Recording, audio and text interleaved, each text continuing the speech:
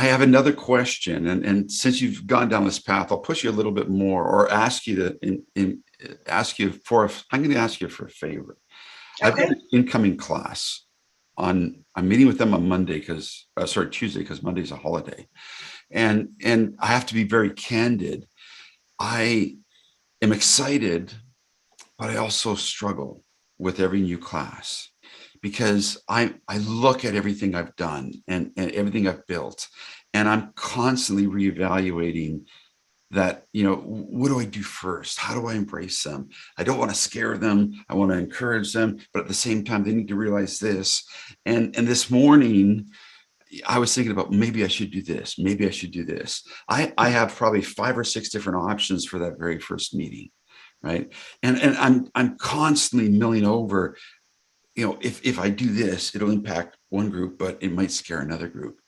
And it's a perpetual lament, because I do take it very serious that these people, these young, not sometimes not so young, these minds are coming into my learning environment, and they've got dreams. They may not necessarily know they've got dreams, or it's a faint dream. Well, I'm going to get a master's, I'm going to get an increase in salary, but deep down, everybody's got a dream, and I want to help people achieve those dreams, or especially for those people who are just there to get the increase in wage, to recognize, well, oh, I can get an increase in wage, but I can also chase a dream. I want to go there.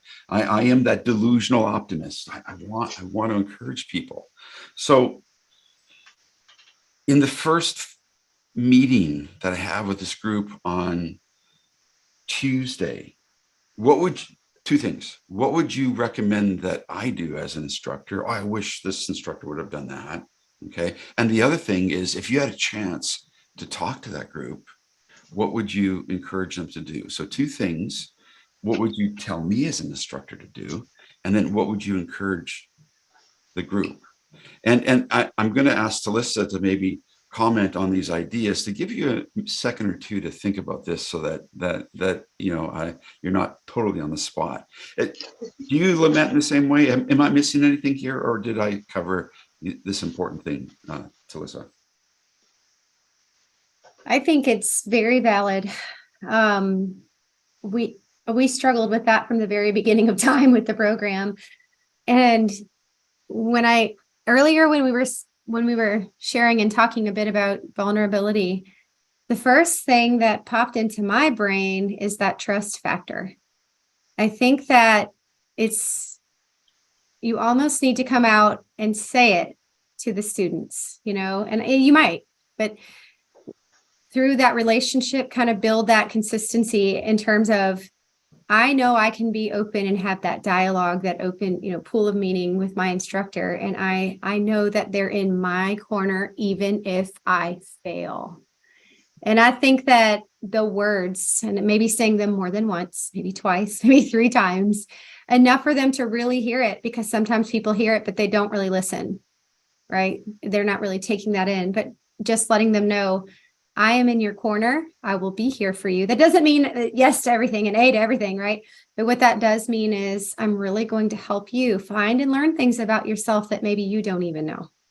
But you have to be willing to trust me and work with me, and not just me, but the process, So fast forward, and here's an example. Let me introduce you to Don Short, and so you can point to those examples of where people have crossed that bridge, and talk a little bit about that journey and what that looked like for them. Point them to this learner's mindset discussion. At what point did Don get over that vulnerability and say, I'm taking a leap of faith.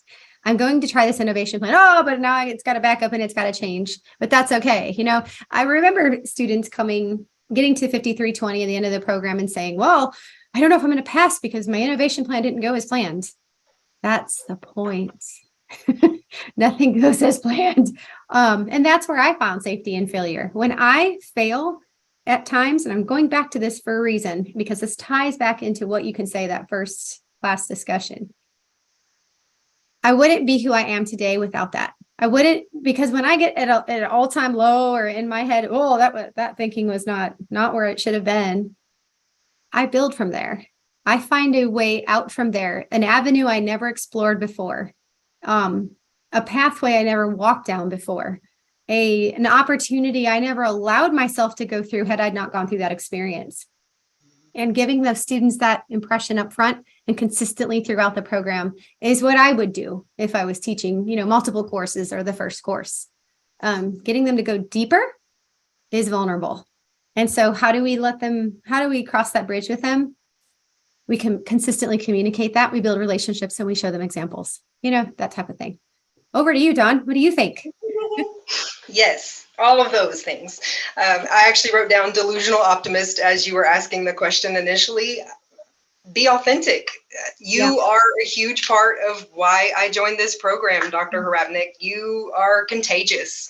So be the ball of energy, the delusional optimist that you are, because then we believe you. We buy in, we follow, because that's what we know. And then as those relationships are formed, as that trust comes, as the students become vulnerable with each other. I was guilty of that probably the first 3 courses. Like, I would give all the feed forward in the world, but don't make me put my stuff out there. Like, are you kidding? You're gonna judge me. So I'm real good at giving advice, not always great at taking advice. And so that was a big turning point, was taking the advice, to being the first to post my assignment, looking for feed forward. So, what can you do as an advisor for the ADL program? So putting on an old hat, there were students that would reach out and want to drop the 5305 innovation course. Oh, they don't believe my idea is good enough. I'm like, no, they're giving you feed forward. They're trying to help you grow and evolve and shape your innovation. They're not saying your innovation's stupid, but it is very much those old hangups, those old insecurities, those old things that we bring with us to these new experiences. So I guess just that building trust and helping them connect with one another. And then for your second question, it is the authenticity. I don't know how to convince people to buy in and be authentic, but it is a much more rewarding experience if you do. If you make it for you, if you make it work, if you're going to do all this work and write all these papers and do all the things that are part of the program, whether or not you buy in, you might as well buy in and let it work for you. Use it in your life, use it in your day-to-day, evolve as you use it, because then it can really grow and shape and become something transformative versus, okay, an assignment's due on this day, I'm going to meet the assignment criteria and move on, never think about that again. I think the other thing that students need to understand, and I think y'all do a great job of trying to help them, but they need to understand that this is the starting point for the rest of the program. So sometimes they get so cookie cutter checklist that they're just trying to meet the objective for this one course, not seeing that, some of it's just experience. You can't see the finish line until you get there. But if they could better understand that this is going to be an evolutionary process, something that grows and transforms throughout the program, maybe would help them see the finish line at the starting line. Does that make sense? Oh, wow. Can I use that? See the finish Yes, line please. at the starting line. Oh, that is a good one. Oh, I have to write that down. See the finish line at the starting line. Wow. Man, that's a title for a paper, huh? Or a book. Let's do it. Yeah. Well, Don, I really appreciate that. It's an affirmation that what Dr. Thibodeau and I have built is working, and we have to keep on going down that path. And hopefully, in this discussion, people are seeing that even an old educator like me is taking lots of notes and trying to figure out how I can be better in order to help other people. And so, I get to model these things. So I really do appreciate what you shared. I appreciate the vulnerability. I often forget about that piece. And it's a good reminder. So you've given me a lot of reminders of the things that are important, and really encouraging people to become that delusional optimist, or have people recognize that my job is helping be successful is important. I really appreciate the key points to help that group of students. And with your permission, I'm probably going to make a little clip, and I'll get them to watch that before the first meeting or shortly after. That'd be great. That'd be great. I invite anybody and everybody, advising.blog is my portfolio that I've built for the ADL program.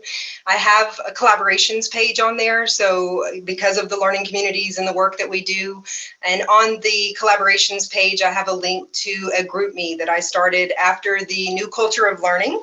I really bought into the whole idea of a collective, and that people do drop in and drop out based on their interests, their availability, their schedules. And so I'm also not doing the accelerated path. I take one class at a time. And so my learning community is constantly changing and evolving as people come in and go out of the program. And I also bought in. I buy in. I want to continue to support ADL students long after my time in the ADL. And so I'm really hoping that this GroupMe will live on. And as new students join the ADL program, they have that mentorship of students that previously were in the ADL program. So yes, please share away. I want to help support everybody in this transformation, because I see what it's done for me, and I hope that it will do that for others.